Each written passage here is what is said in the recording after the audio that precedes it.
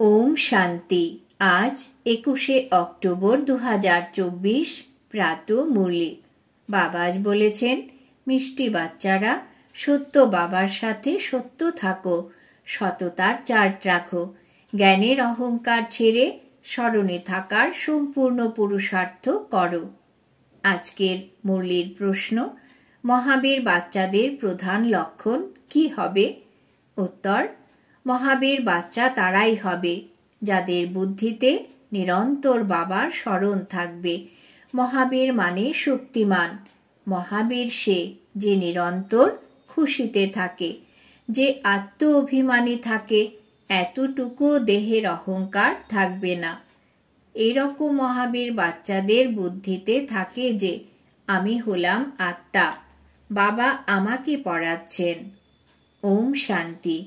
আত্মিক বাবা আত্মিক বাচ্চাদেরকে জিজ্ঞাসা করছেন, নিজেকে আত্মা মনে করে বসেছ? কেননা বাবা জানেন যে এটা কিছুটা ডিফিকাল্ট, এতেই পরিশ্রম রয়েছে। যে আত্ম অভিমানী হয়ে বসে আছে তাকেই মহাবীর বলা হয়। যে নিজেকে আত্মা মনে করে বাবাকে স্মরণ করে তাকেই মহাবীর বলা হয়। সব সময় নিজেকে জিজ্ঞাসা করতে থাকো যে আমি আত্ম অভিমানী হয়েছি। স্মরণের যাত্রাতেই মহাবীর হয়, অর্থাৎ সুপ্রিম হয়। আর যে সমস্ত ধর্মাত্মারা আসে তারা এত পরম হয় না, তারা তো আসেই দেরিতে। তোমরা নম্বরের ক্রমানুসারে পরম তৈরি হও। পরম অর্থাৎ শক্তিমান বা মহাবীর। তাহলে নিজের মধ্যেই এত খুশি হয় কি যে আমি আত্মা, আমাদের সকল আত্মাদের বাবা এখন আমাদেরকে পড়াচ্ছেন।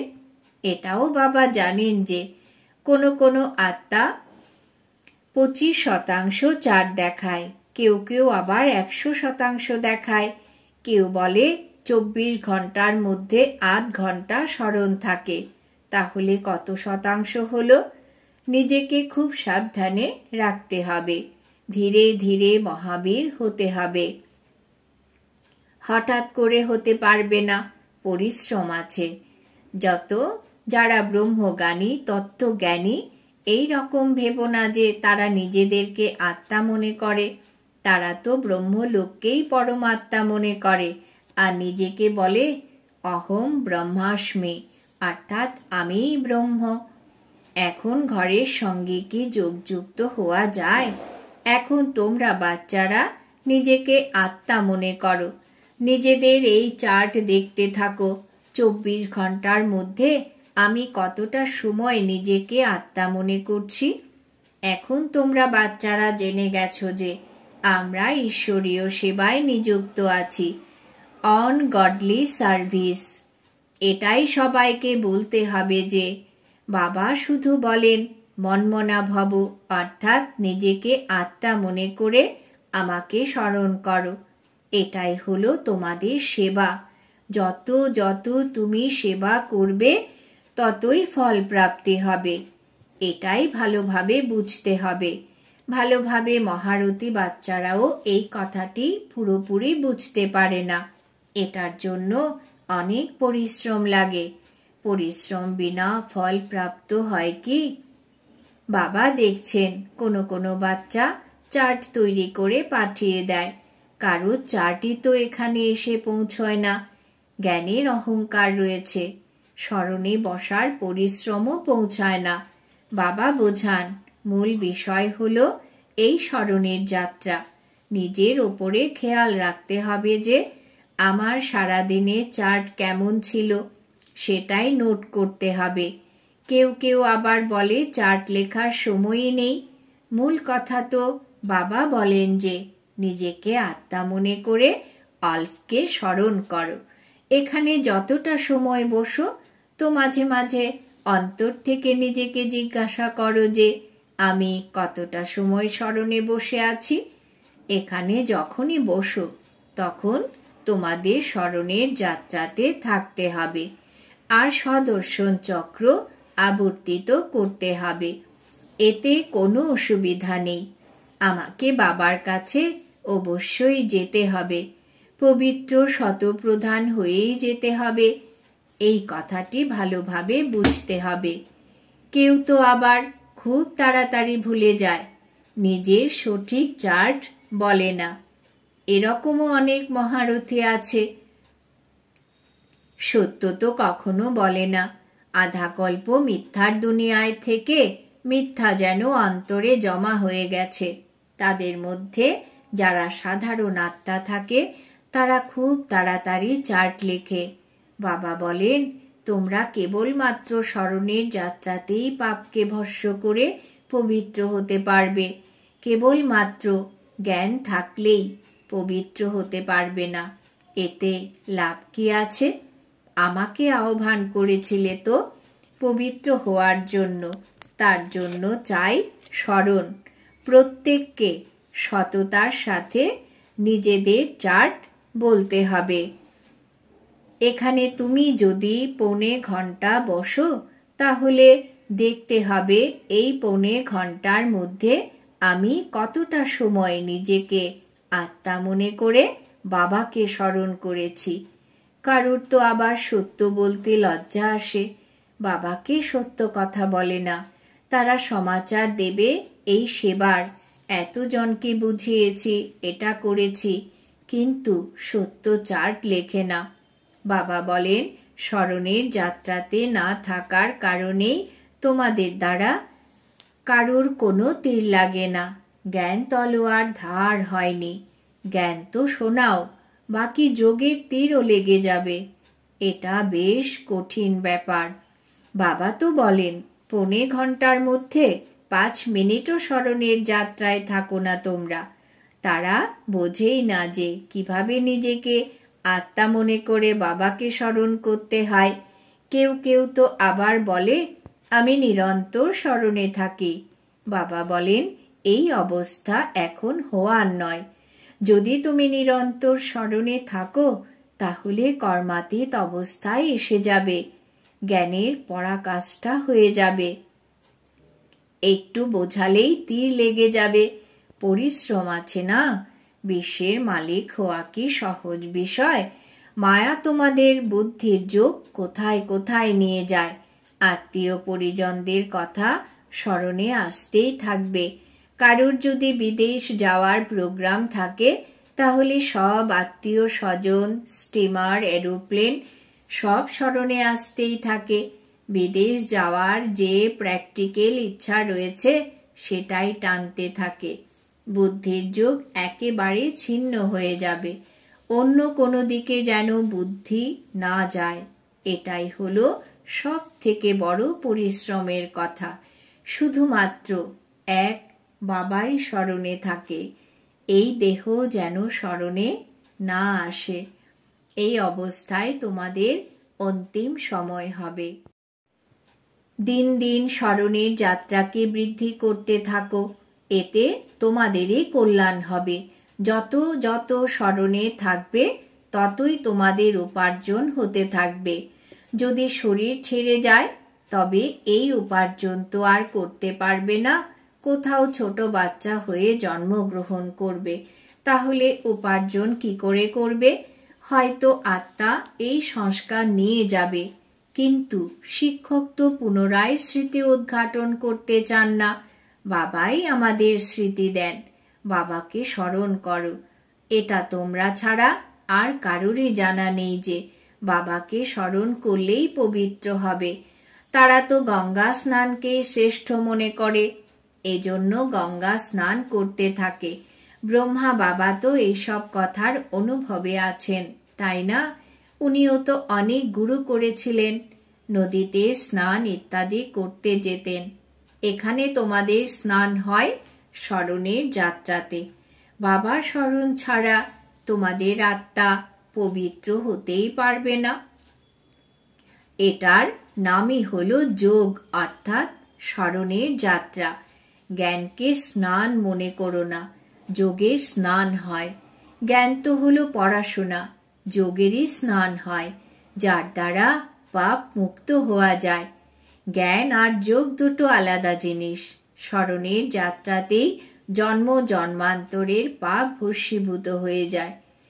বাবা বলেন, এই স্মরণের যাত্রাতেই তোমরা পবিত্র হয়ে শতপ্রধান হয়ে যাবে। বাবা তো খুব ভালো রীতিতে বোঝান। মিষ্টি মিষ্টি বাচ্চারা, এই কথাগুলিকে ভালো করে বোঝো, এগুলো ভুলে যেও না। স্মরণের যাত্রাতেই জন্ম জন্মান্তরের পাপ মুক্ত হবে। বাকি জ্ঞান তো হলো উপার্জন।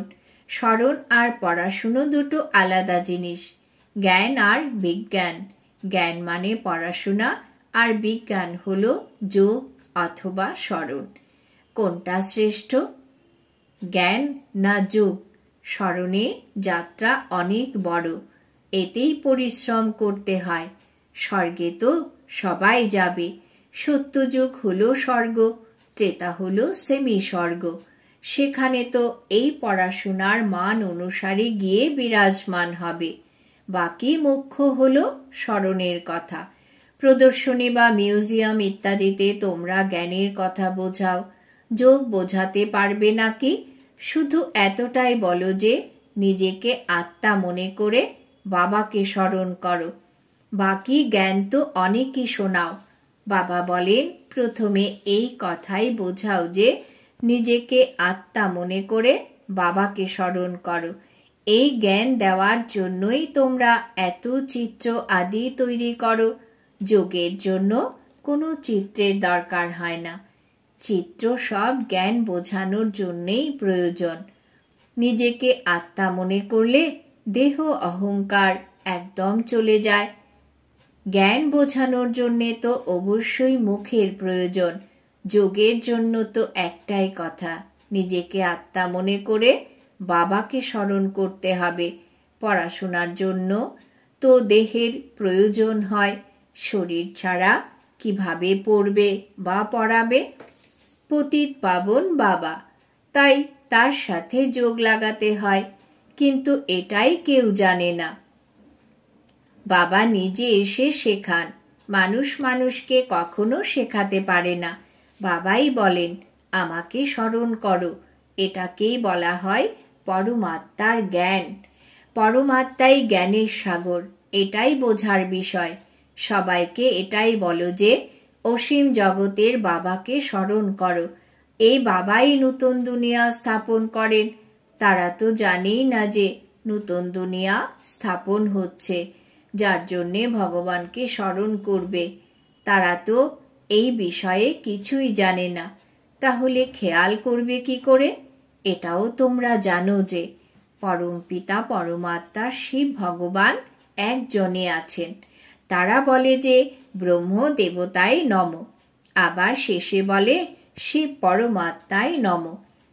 এই বাবা হলেন উঁচুর থেকে উঁচু, কিন্তু তিনি কেমন দেখতে এটাও তারা জানে না। যদি পাথর নুড়ি কাকড়ের মধ্যেই হয়, তাহলে নমস্কার কাকে জানায়? বিনা অর্থেই তারা বলতে থাকে, এখানে তো তোমাদেরকে আওয়াজ থেকে অনেক দূরে যেতে হবে, অর্থাৎ নির্বাণ ধাম শান্তিধামে যেতে হবে। শান্তিধাম সুখধাম বলা হয়ে থাকে, সেটাই হচ্ছে স্বর্গধাম। নরককে ধাম বলা হয় না। এটা খুবই সহজ বিষয়। খ্রিস্টান ধর্ম কতদিন চলবে এটাও তাদের জানা নেই। বলতে থাকে যীশু খ্রিস্টের জন্মের 3000 বছর আগে এই ভারত স্বর্গোদ্যান ছিল, অর্থাৎ দেবী দেবতাদের রাজ্য ছিল। তারপর আবার 2000 বছর খ্রিস্টানদের হলো। এখন পুনরায় দেবী দেবতা ধর্ম হওয়া উচিত। মানুষের বুদ্ধি কিছু কাজ করে না। ড্রামার রহস্যকে না জানার কারণে কতই না প্ল্যান তৈরি করতে থাকে। এই সব কথা বৃদ্ধা মায়েরা তো বুঝতে পারবে না। বাবা বোঝান, এখন তোমাদের সকলের বানপ্রস্থ অবস্থা। বাণী থেকে দূরে যেতে হবে। তারা বলে যে নির্বাণ ধামে গমন করেছে, কিন্তু যেতে কেউই পারে না। পুনর্জন্ম অবশ্যই নিতে হয়, ফিরে যেতে কেউ পারবে না। বানপ্রস্থে যাওয়ার জন্য গুরুদের সঙ্গ করতে হয়। অনেক বানপ্রস্থ আশ্রম আছে, মাতাও অনেক আছে, সেখানেও তোমরা সেবা করতে পারো। বানপ্রস্থর অর্থ কি সেটা তোমাদেরকে বাবা বসে বোঝাচ্ছেন। এখন তোমরা সবাই বানপ্রস্থ হয়েছ। সমগ্র দুনিয়া বানপ্রস্থী। যে মানুষকেই দেখো না কেন সবাই বানপ্রস্থী। সকলের সদ্গতি দাতা একই সদ্গুরু আছেন। সবাইকে ফিরে যেতেই হবে। যে ভালোভাবে পুরুষার্থ করবে সে উঁচু পদ পাবে। এটাকে বলাই হয় কেয়ামতের সময়। কেয়ামতের অর্থ মানুষ বোঝে না। বাচ্চারা তোমাদের মধ্যেও নম্বরের ক্রমানুসারে বোঝে। বড় উঁচু গন্তব্যস্থল। সবাইকে বোঝাতে হবে। এখন আমাদের ঘরে ফিরে যেতে হবে। আত্মাদেরকে শব্দের দুনিয়ার থেকে দূরে যেতে হবে। পুনরায় এই পার্ট রিপিট করবে। কিন্তু বাবাকে স্মরণ করতে করতেই উঁচু পদ পাবে। দিব্য গুণও ধারণ করতে হবে। কোনো খারাপ কাজ যেমন চুরি ইত্যাদি করা যাবে না। তোমরা পুণ্যাত্মা হবে এই যোগের মাধ্যমে, জ্ঞানের দ্বারা নয়। আত্মা পবিত্র চায়। শান্তিধামে পবিত্র আত্মারাই যেতে পারবে। সমস্ত আত্মারাই সেখানে থাকে। এখন তারা সেখান থেকে নেমে আসছে। এখন অবশিষ্ট যারা থাকবে তারাও এখানে নেমে। বাচ্চারা, তোমাদেরকে সব সময় স্মরণের যাত্রায় থাকতে হবে। এখানে তোমরা খুব ভালো সহায়তা পাবে। একে অপরের শক্তি প্রাপ্ত করবে। তোমরা সংখ্যায় খুব কম হলেও তোমাদের সেই শক্তি কাজে আসে। গোবর্ধন পাহাড়কে দেখানো হয়েছে না, আঙুলের উপর উঠিয়েছে। তোমরা হলে গোপ গোপিকা, তাই না? সত্যযুগের দেবী দেবতাদের গোপ গোপিকা বলা হয় না। আঙ্গুল তোমরাই দাও। আয়রন এজকে গোল্ডেন এজ বা নরককে স্বর্গ বানানোর জন্য তোমরা এক বাবার সাথে বুদ্ধি যোগ লাগাও। যোগের দ্বারাই পবিত্র হতে হবে। এই কথাকে ভুলে যেও না। এই শক্তি তোমাদের এখানেই প্রাপ্ত হয়। বাইরে তো আসুরি মানুষদের সঙ্গে থাকতে হয়। সেখানে স্মরণে থাকা অত্যন্ত কষ্টসাধ্য। এতটা অচল তোমরা সেখানে থাকতে পারবে না। সংগঠন চাই, তাই না? এখানে সবাই একরূপ স্থিতিতে একসাথে বসো, তাই সাহায্য প্রাপ্ত হয়। এখানে ব্যবসা বাণিজ্য কাজকর্ম ইত্যাদি কিছুই থাকে না। বুদ্ধি কোথায় যাবে? বাইরে থাকলে জীবিকার কথা, ঘর পরিবার ইত্যাদি টানতে থাকবে অবশ্যই। এখানে তো কিছুই নেই। এখানকার বায়ুমণ্ডল খুবই শুদ্ধ প্রকৃতির হয়। ড্রামা অনুসারে কত দূরে পাহাড়ের ওপরে এসে তোমরা বসে আছো। স্মরণিকও তোমাদের সামনে একেবারে যথাযথভাবে রয়েছে। দিলওয়াড়া মন্দির। প্রথমে স্বর্গ দেখানো হয়েছে, না হলে কোথায় বানাবে? তাই বাবা বলেন, এখানে এসে বসো, নিজেকে যাঁচ করো। আমি বাবার স্মরণে বসে আছি। সদর্শন চক্র ঘোরাতে থাকো। আচ্ছা, মিষ্টি মিষ্টি হারানিধি বাচ্চাদের প্রতি মাতা পিতা বাপদাদার স্মরণের স্নেহ সুমন আর সুপ্রভাত। আত্মাদের পিতা ওনার আত্মারূপী বাচ্চাদেরকে জানাচ্ছেন নমস্কার। আমরা আত্মারূপী বাচ্চারা আমাদের মাতা পিতা বাপ দাদাকে জানাই স্মরণের স্নেহ সুমন সুপ্রভাত নমস্কার। ধারণার জন্যে মুখ্য সার। 1 নম্বর, নিজের স্মরণের চার্টের উপর পুরোপুরি নজর রাখতে হবে। দেখতে হবে আমি বাবাকে কতক্ষণ স্মরণ করছি। স্মরণের সময় বুদ্ধি কোথাও কোথাও ছুটে বেড়াচ্ছে। 2 নম্বর, এই কেয়ামতের সময়ে শব্দের দুনিয়ার থেকে অনেক ওপরে গিয়ে পুরুষার্থ করতে হবে। বাবাকে স্মরণের সাথে সাথে দিব্য গুণ অবশ্যই ধারণ করতে হবে। কোনো খারাপ কাজ, চুরি ইত্যাদি করবে না। বরদান। বাবা আজ বরদান দিয়েছেন, ব্যর্থ বা ডিস্টার্ব উৎপন্নকারী বোলের থেকে মুক্ত ডবল লাইট অব্যক্ত ফারিস্তা ভব। ব্যর্থ বা ডিস্টার্ব উৎপন্নকারী बोलेर থেকে মুক্ত ডবল লাইট অব্যক্ত ফরিস্তা ভব। ব্যাখ্যা: অব্যক্ত ফরিস্তা হতে হলে তবে ব্যর্থ বোল যা কিনা কারোরই ভালো লাগবে না, তাকে চিরকালের জন্য সমাপ্ত করে দাও। কথা হয়ে থাকে দুটি একটি শব্দের, কিন্তু তাকে টেনে টেনে লম্বা করে বলতেই থাকা, এটাও হলো ব্যর্থ। যেটা দুটো চারটে শব্দে কাজ চলে যেতে পারে তাকে 12-15 শব্দে বলো না। বাবা বলেছেন, হুকুম বলো, ধীরে বলো, এই স্লোগান গলায় ঝুলিয়ে রাখো।